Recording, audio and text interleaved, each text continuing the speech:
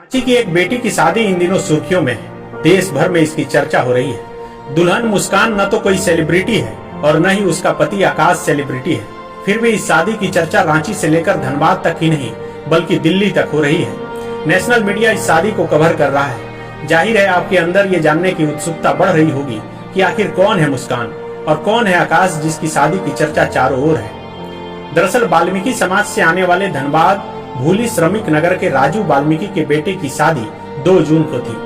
शादी भूली में ही हो रही थी। मुस्कान के परिवार वाले रांची हरमू रोड से शादी के लिए भूली गए थे। दूल्हा आकाश बैंक में चपरासी का काम करता है। पिता बैंक कर्मी है, लेकिन शादी की रात उन्होंने एक ऐसा काम किया जो बड़े बड़े पद पर बैठे नौकरी करने वाले और करोड़ों कमाने वालों को बड़ी सीख दे रहा है। दरअसल शादी के वक्त जैसे ही मुस्कान के पिता ने दहेज के रूप में 1.5 लाख रुपए का चेक दूल्हा के पिता के हाथों में दिया, उन्होंने सबके सामने उसे लेने से मना कर दिया। लड़की के पिता संकोच में पड़ गए।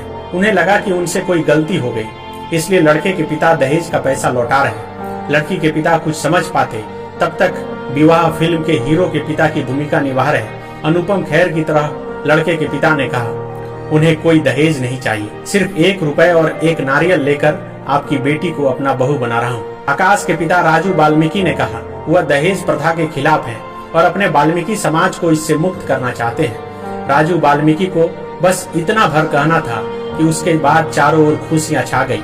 दुल्हन के पिता की आंखों में आंसू आ गए, लेकिन हर किसी के चेहरे खुशी से खिल उठे। मुस्कान बिटिया खुशी खुशी शादी के बाद विदा हो गई।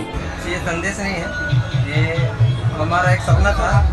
हमारा सपना ये था कि हम 1 रुपया और 1 नारियल से दहेज का पूरा हम कर लेंगे और हम अपने पापा को भी बताए थे। यही संदेश देना चाह रहा हूँ मैं कि दहेज के कारण बहुत सी बहू बेटियों को जला के मार दिया जाता है, फांसी लगा के मार दिया जाता है।